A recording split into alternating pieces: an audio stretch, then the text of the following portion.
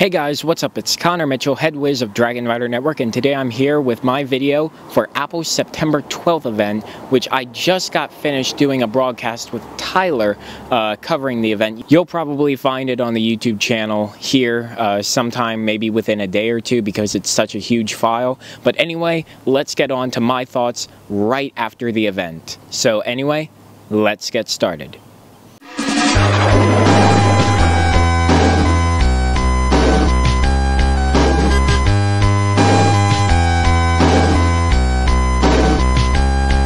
So basically, this event really wasn't too much different than any of Apple's other events. In the beginning, of course, they come out shooting off a bunch of statistics, and then, of course, they tripped everybody up by saying that they were going to talk about the Mac.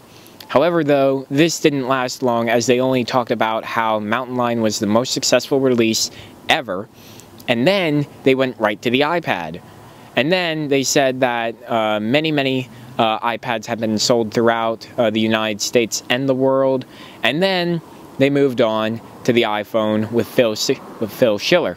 This then became quite interesting, as Phil Schiller did not waste any time talking about the previous iPhone, but instead went right into talking about the brand new iPhone 5.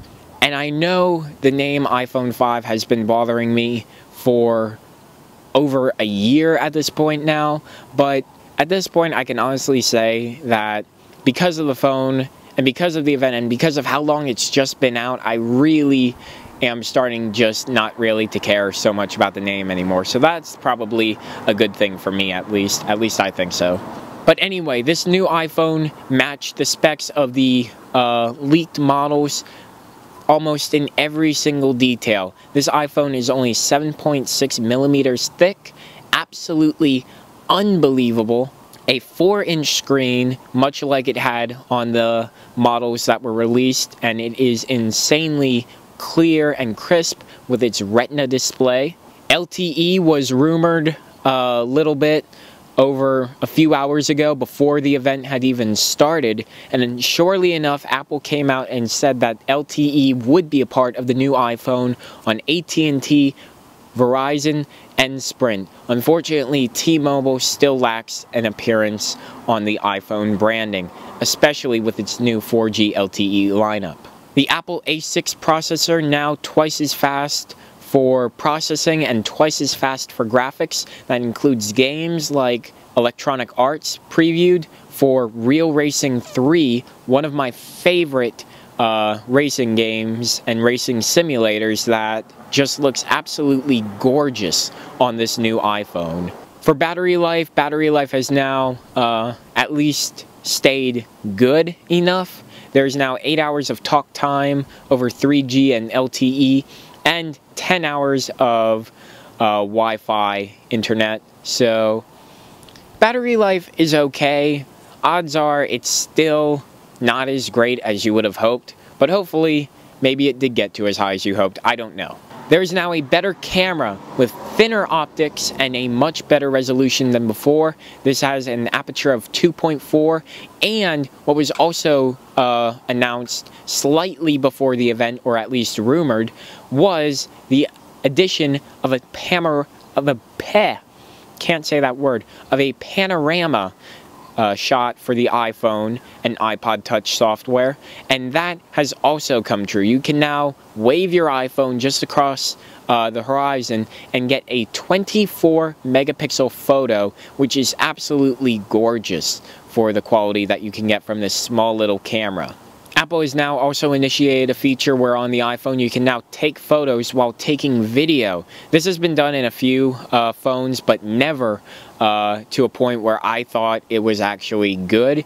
But who knows, Apple may actually finally have it right this time, so nothing to do but try. And for all of the vloggers out there, you guys are now greeted with a 720p front-facing video camera on the iPhone, which they are now calling the iSight camera, which is also done for HD FaceTime and many other things of that nature.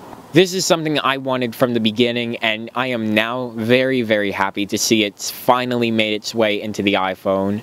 You also have a better microphone on all three angles, the top, bottom, and back microphones. The top and the bottom are used for enhancing your voice, and the back and top microphones are used for noise cancellation. So that seems very, very good in terms of how Apple is trying to continuously increase the phone quality on their iPhone.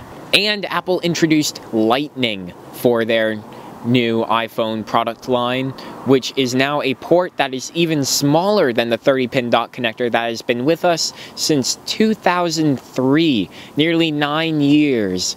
And Apple has finally now updated their design so that way they can get rid of the old and bring in the new. And it's a very, very promising design. Now on the bummer list, there is still no NFC, there is still no Bluetooth 4.0 for close range connectivity.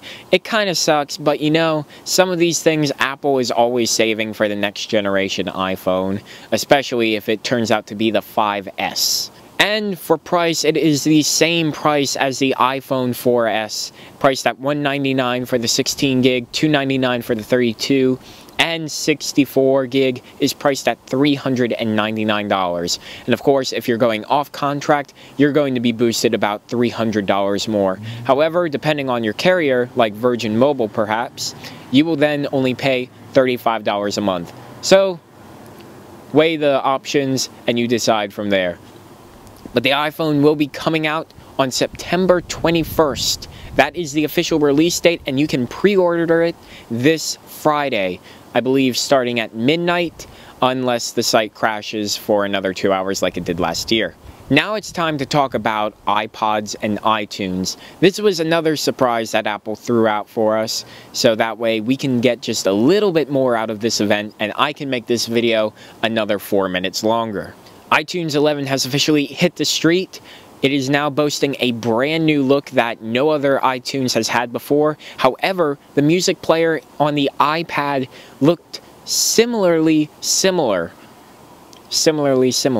Basically, it's just now a unified design where you have the columns and rows of album artwork. Now when you're in movies, if you click on a movie, you now get full details under it before you play it, and so much more has been updated about this, and I'm sure we're going to learn more as we go throughout. A new iPod Nano 7th generation has finally hit the streets as well. This new iPod Nano combines the best of both worlds. The 6th generation, which was a touchscreen, and the 5th generation, which could do widescreen video right in your pocket. And now it has both. It has a wide, I believe, 2-inch touchscreen that you can manipulate using multi-touch, obviously.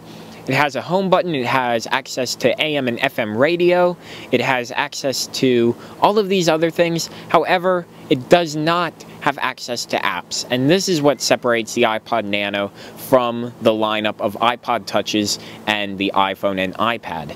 And of course, the iPod Nano has a Lightning port like the iPhone as well. The new iPod Touch 5th generation was rumored about an hour before the event started as Apple's biggest upgrade to the iPod Touch line ever, and it really, really was. The iPod Touch now has been slimmed down to only 6.1 millimeters thick. That is incredibly thin. It has a taller screen like the iPhone, so now you can fit in 5 apps per page, which is very nice. The iPod Touch will be rocking an A5 dual-core processor for faster gaming and much faster response times for applications and things of that nature that need response times. And another big thing that many iPod Touch users like me have been fretting over is the fact that the camera in the iPod Touch is even worse than the original camera on the original iPhone. That's unbelievable. But now Apple has turned that around. Apple has now included a 5-megapixel front-facing and rear-facing camera for the iPod Touch. You now have access to things like your front-facing cam having 720p video recording and 1080p on the rear camera, so that is a very big thing. You now have something called iPod Touch Loops, which are now something that you attach onto your iPod Touch on the back and now make it much more like a camera in the sense that you can now have a strap to keep it from falling if you should drop it when you're using it as a camera. And finally, the big news about the Ipod Touch is the fact that it now comes in colors. It comes in white, which is just raw aluminum, black, red, blue, and I believe green. So that way, those are all ionized and they're not painted, so that way it won't chip off or anything. So it looks like a really, really good lineup for this holiday season for iPods. However, the iPod Shuffle and the iPod Classic were of course left alone yet again. So this year it looks like again that the iPod Classic will be hanging around for one more holiday season. And for all of the apps that run on the iPhone and iPod Touch are now being updated so that way they can run at a taller screen, and those that are not updated will have two black bars at the top and bottom, so that way they can fit the screen still.